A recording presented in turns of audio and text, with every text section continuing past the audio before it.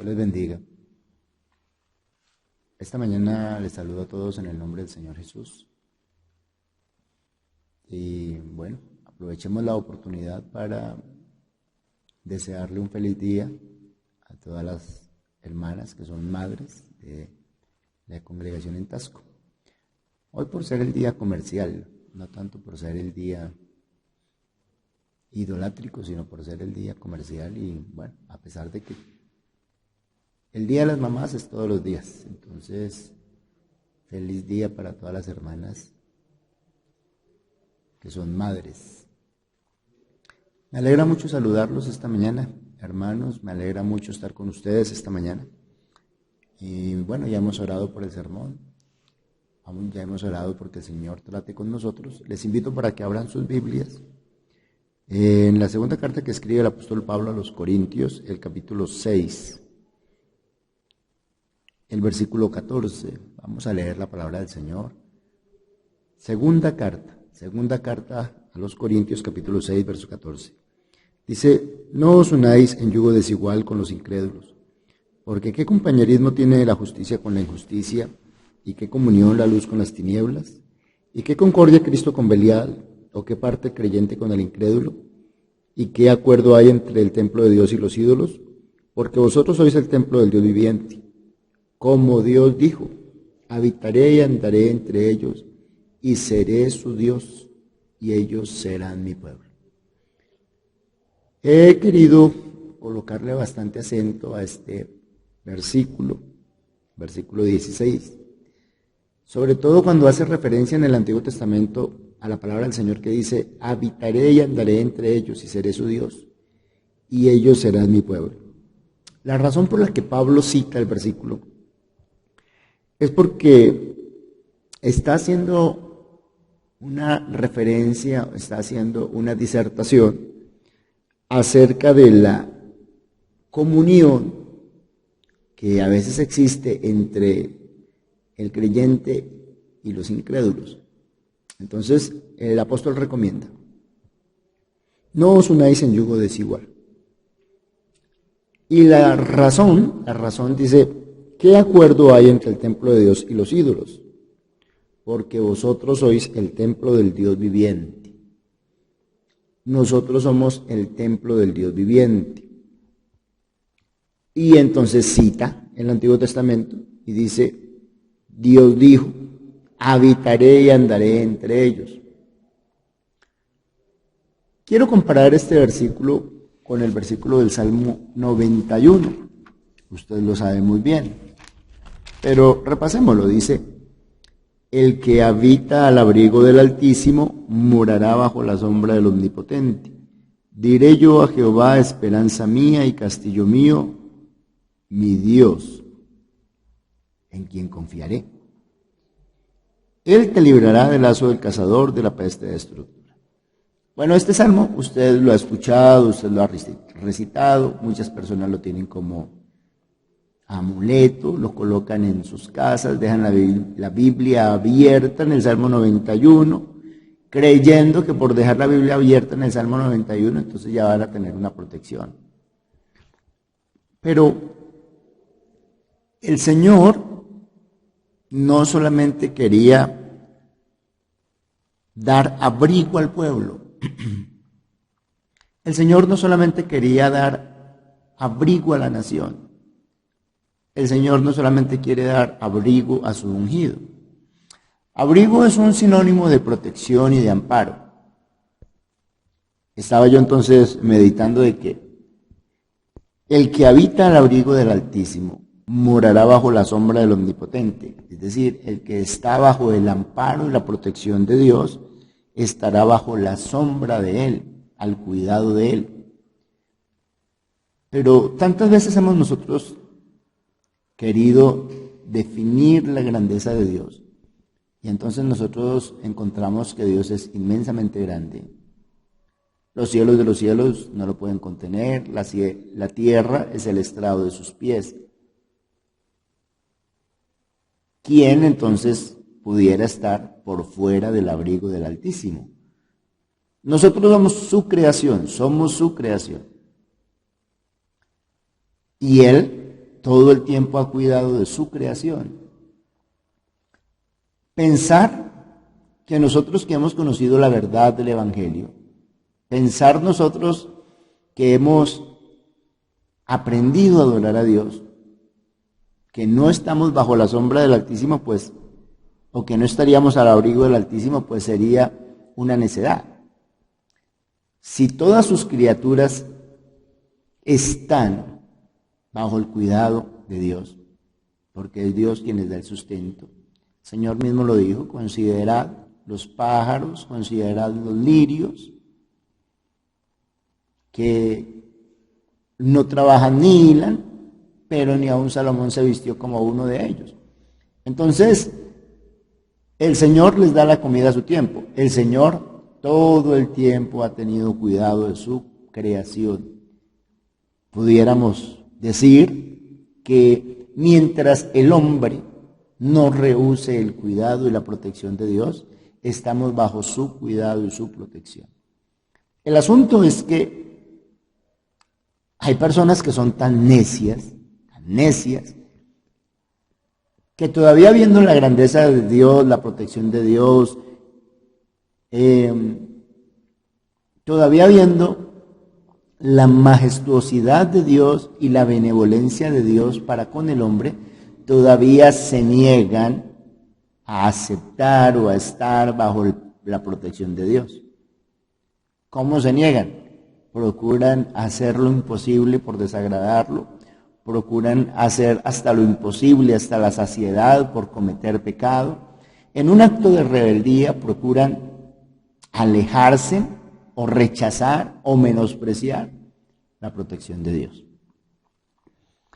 Así que el Señor desde el Antiguo Testamento no ha querido solamente proteger a algunos cuantos. Él ha querido proteger a toda la raza humana. Pero la raza humana ha rechazado la protección de Dios. Sin embargo, pues yo les quiero llevar a que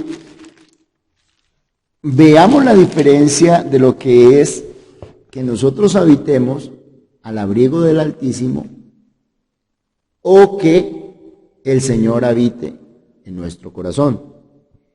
Pablo lo explica. Pablo dice: ¿qué acuerdo hay entre el templo de Dios y los ídolos? Porque vosotros sois el templo del Dios viviente. Esto ya es otro nivel. Porque decimos que Dios es inmensamente grande, que nadie puede escaparse del abrigo, del sustento de Dios, que necesariamente todos dependemos de Él, buenos o malos, justos o injustos. La Biblia dice que Él hace llover sobre buenos y malos y hace caer su lluvia sobre justos e injustos. Es decir, que Dios cuida de su creación y que, aceptándolo o no aceptándolo, todos estamos bajo el cuidado de Él. Pero es que no es solamente estar bajo el abrigo, o no solamente es habitar al abrigo del Altísimo, es permitir que Dios habite en nosotros. Volvemos. ¿Qué acuerdo hay entre el templo de Dios y los ídolos? Porque vosotros sois el templo del Dios viviente. Pablo no lo dice solamente una vez. En 1 Corintios, el capítulo 3, el versículo 7, dice de nuevo: y si el ministerio de muerte grabado con letras, 1 Corintios capítulo 3, versículo 16, estoy observando mal.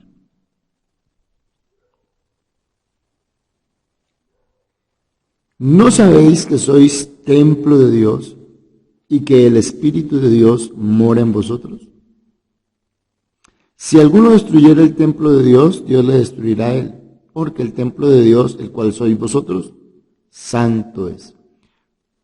Leámoslo de nuevo, 1 Corintios 3:16. ¿No sabéis que sois templo de Dios y que el Espíritu de Dios mora en vosotros? Y en otro de sus apartes, dice también en 1 Corintios capítulo 6, versículo 19, ¿O ignoráis que vuestro cuerpo es templo del Espíritu Santo, el cual está en vosotros, el cual tenéis de Dios y que no sois vuestros? Por 13 ocasiones a los corintios, Pablo nos está haciendo caer en cuenta de que nosotros, nuestro cuerpo, es templo del Espíritu Santo. Por 3 ocasiones. ¿Qué quiere el apóstol? Que nosotros no solamente queramos estar dentro de una protección o bajo un amparo al cual todos pueden estar, sino que en nosotros haya la manifestación gloriosa de que Dios esté dentro de nosotros. Sería algo difícil de explicar y no me pida que le explique cómo es que Dios, siendo tan grande, puede meterse en el corazón de un hombre. Eso no se lo sabría explicar. Pero el Señor todo el tiempo ha querido habitar. Entonces Pablo dice, nosotros somos el templo de Dios. Así que nosotros le pertenecemos a Él, así que todo lo que Él quiere es manifestarse en nuestra vida. Pero hay unas condiciones y hay algo a lo que nosotros tenemos que someternos previamente. Entonces, volvemos a 2 Corintios, capítulo 6. Dice, no os unáis en yugo desigual, porque no hay un acuerdo entre el creyente y el incrédulo, no hay un acuerdo entre el templo de Dios y los ídolos.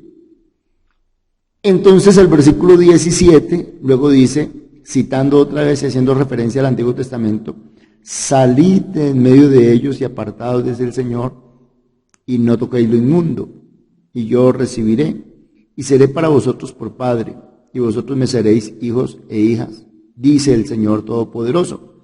El capítulo 7, el versículo 1 dice, así que amados, puesto que tenemos tales promesas, limpiémonos de toda contaminación de carne, y de espíritu, perfeccionando la santidad en el temor de Dios. Yo quiero dejar claro esta mañana, la idea no es tanto pedir, querer, desear, anhelar la protección de Dios y estar habitando bajo el abrigo del Todopoderoso. No. Tenemos que superar ese umbral. Ahora lo que nosotros debemos anhelar es que Él habite y ande entre nosotros.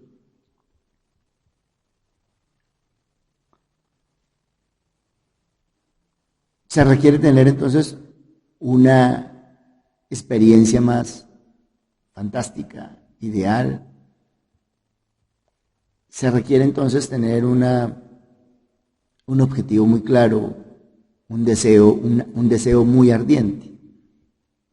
Estar dispuesto para ser el templo del Espíritu Santo. Usted dirá, pastor, yo ya soy templo del Espíritu Santo. Pero hay la posibilidad de contristar el Espíritu. Y el apóstol también lo recomienda, dice, no contristéis el Espíritu Santo de Dios. Porque a veces vivir en santidad no es tan fácil. Y hacer lo que agrada a Dios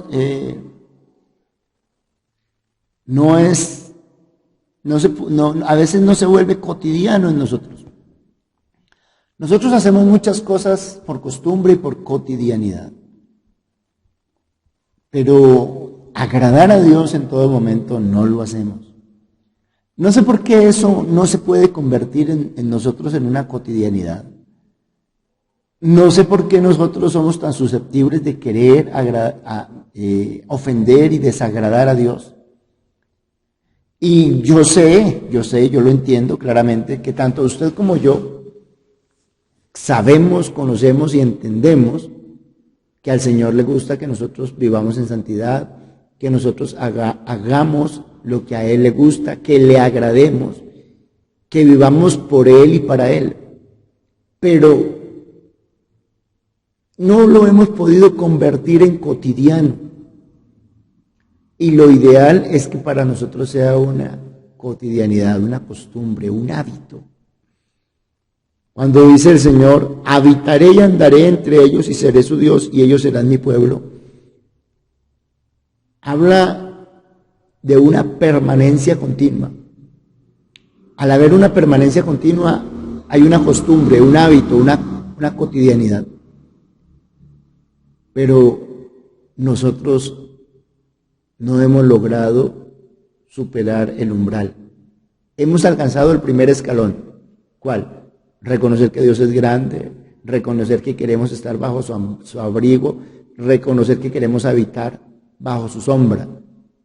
Pero ahora yo les digo, suba un escalón más y no solamente estar habitando al abrigo, sino que Él habite dentro de cada uno de nosotros. Proponga en su corazón siempre estar dispuesto para Dios.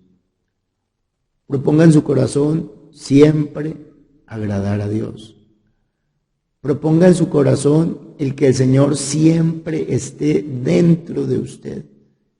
Que en usted siempre haya ese temor. No por momentos, no por raticos, no, que todo el tiempo. Que realmente nuestras palabras, nuestras acciones, nuestros actos nos lleven